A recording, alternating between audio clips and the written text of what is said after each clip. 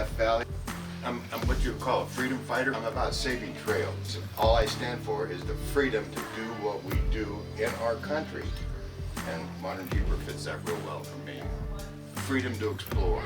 The significance of Death Valley to the history of the state and the history of the West is just phenomenal to me. It blows me away.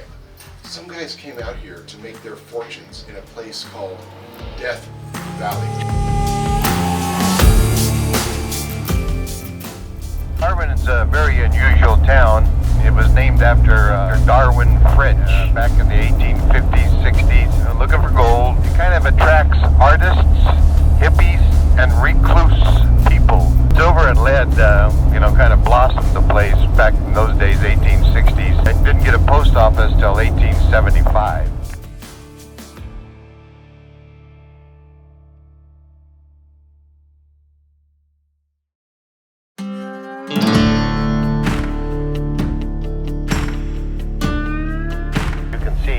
Like dragon teeth. Those are fault lines. One pushes up, one pushes down, and then pressure causes a lot of this uplifting and twisting.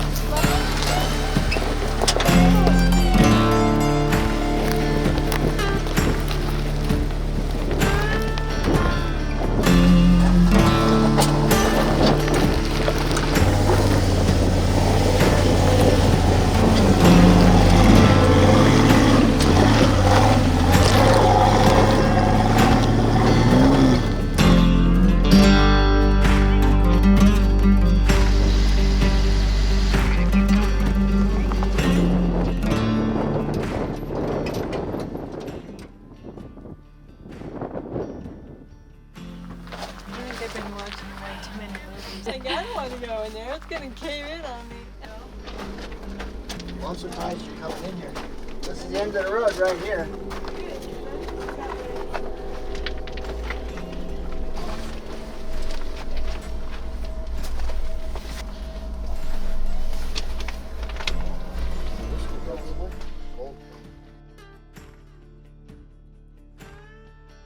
In the 1880s, the early 1900s, Death Valley was just a boom-bust cycle. Silver, gold, lead, zinc, copper, all kinds of minerals.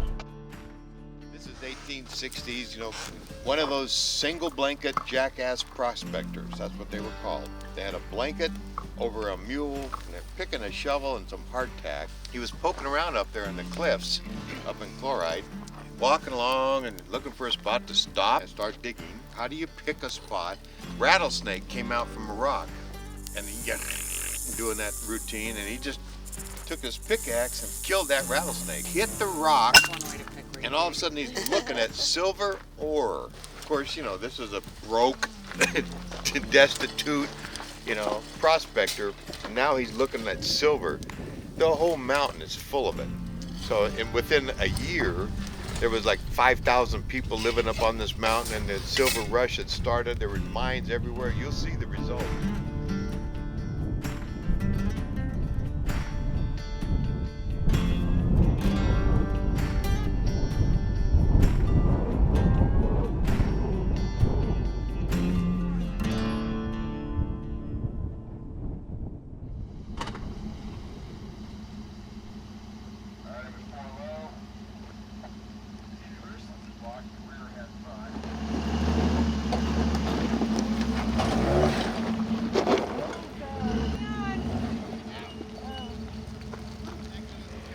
Pay attention. And when you aren't looking around and being a little foolish on the throttle, the pin it to win it, doesn't work everywhere. And you have a team who really make it happen. It's another great modern Jeeper adventure. Oh, we should go left.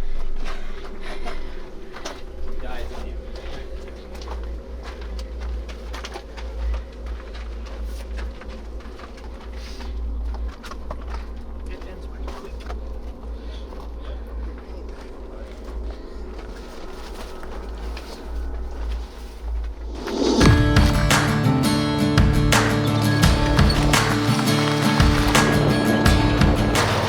Ballarat, it actually grew to a pretty good sized population at one time. The nickname for it was the suburbs of hell. In 1879, Ballarat was the main supply point for most of the mines in the Panamints. Everybody came to Ballarat.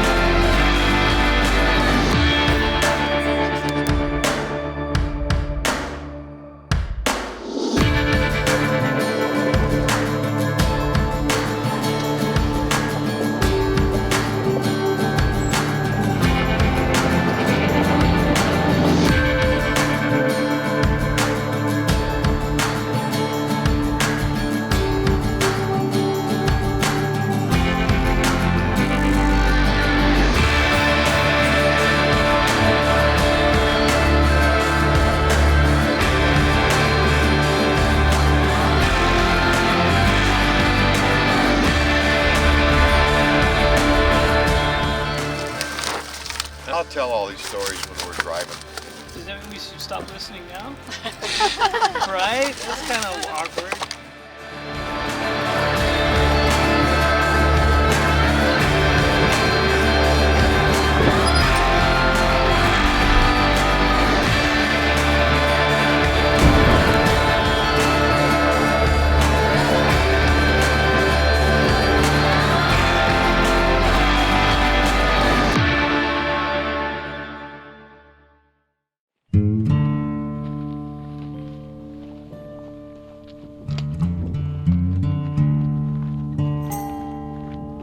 '66, 1877 was a heyday up here.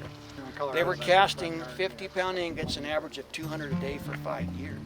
This used to be a forest. They started cutting the pinyon pine trees down for firewood and mining timber. Who lived up here? Paiutes and Shoshone. The Indians did not tolerate mining. Well, look what mining does. Today, if you want to have a mine, it must be as good or better when you're done. If you took out one tree, you're going to put in 2. And I'm all for that. I'm a licensed miner blaster. There's 37 miles of mine below us. Wow. The main mine's behind that tailing pile, 1,175 foot straight down. They were casting 50-pound ingots, an average of 200 a day for 5 years. Wow.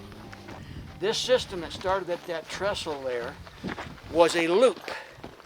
The full heavy buckets brought the empties back up by gravity. All you needed was a brake.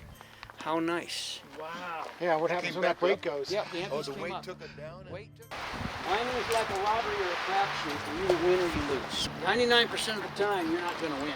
Is this lead That's galena lead sulfide running up to 1% silver. Now, when you melt the galena, your first product is your ingot. It's 99% lead. Your second product is what I've nicknamed Cerro Gordo slag. They had a pile of this, 50,000 tons, above the smelter chimney up here. The mining report of 1919 states that out of 33,000 tons, they got $500,000 back then, which translates to $8.5 million today. Ugh. But there's the map of the mines, 37 miles of underground diggings. If you ever want to get lost, boy, that's the place to get lost. Everybody had an ailment, backache, toothache, headache, hemorrhoids. warts, something, bellyache. They also used a lot of horseradish. The embossed ingots. Well, that's like putting a brand on your horse. You were caught with a Cerro Gordo ingot. They were all sent, commissioned to the Thomas Selby refinery in San Francisco, where he made shotgun pellets, bullets, cannonballs, lead sheeting, lead pipe, babbitt for bearings, lead plates for batteries, lead additive for gas and paint, lead wool for plumbing, lead foil for mining, and wheel balance weights. Far out. I'm leaning on an Ingersoll Rand right here. Inside. This is called a Widowmaker. The bit pounds, the bit spins, it blows air through the center of the bit. So if you're drilling, standing right here, where's the dirt going? You got silicosis from hard rock, you got black lung from coal mining, you got gangrene from a bad injury, and if you're melting the lead, you got lead poisoning. What more do you want? Here's your cores from the core trays, right there. To do a fire assay, you collect about 5 pounds of your ore from the vein. Representative sample, not high grade out of the middle of the vein. The assayer will take and crush your ore on this crushing tray. Puts a flux in here, borax. Oh, neat stuff. Anyway, half and half full. You put it in your furnace outside. Gonna grab that crucible and he's very carefully gonna pour it into the specially designed cast iron cone mold. All the metals by gravity sink to the bottom, wipe off the slag with a metal paddle. Whatever metals was in your ore is now in this plug. Copper, silver, gold, iron, nickel, lead, zinc, maybe platinum. Well, the reason it comes to a point, now we need a 1/4 ounce piece. Piece of cake. You push the point of this into the cutter, snap. You put it in this bone ash coupelle that when heated to 1725 for about a half an hour will absorb all metals except silver and gold. Heap it up with lead chips. Then you put it in a little assay furnace that sat outside with a steam operated blower blowing air around it. 1725 for about a half an hour. And then you want to see that. That's what you want to see. If you were a certified assayer, you had to have a certification stamp. Like a notary. Notary, Joe Smith, number 24976. Boom, this means that's a certified assay. Now see this up here, they were only assaying for the 2 metals, silver and gold, plus the weight of the lead. Now there's your slag ore that I have several hundred tons of. Very heavy. You can see the metallic in it. That's right. And my cost to make silver out of this is $30 an ounce. Now back in the old days, it was called 40 rod whiskey. And you had a problem if you had a mouthful and you sneezed in front of a kerosene lamp or a candle that was on. Oh crap, you lit up the room.